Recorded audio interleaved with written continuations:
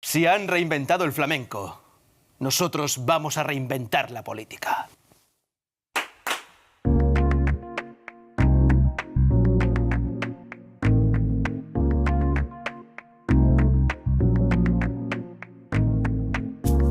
Hay que ampliar la base antes de la independencia, olvidarse de la DUI y de la desobediencia.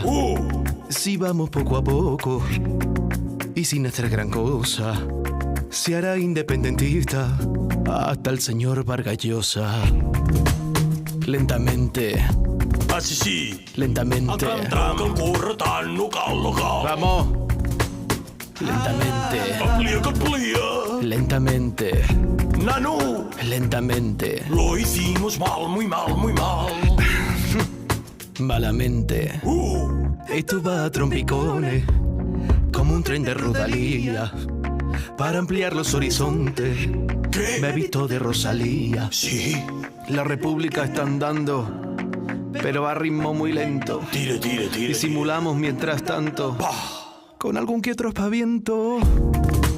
Lentamente. Ahora sí. Lentamente. Traca, sí, rufián. Lentamente. Lentamente. Amplia. Lentamente.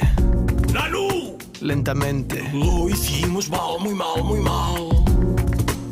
Malamente. Nos dicen en Europa, no hay que ir embalado, hay que andar poco a poco y negociar con España. Lo dice Colau, es importante intentar ser constante, seducir al votante y con talante.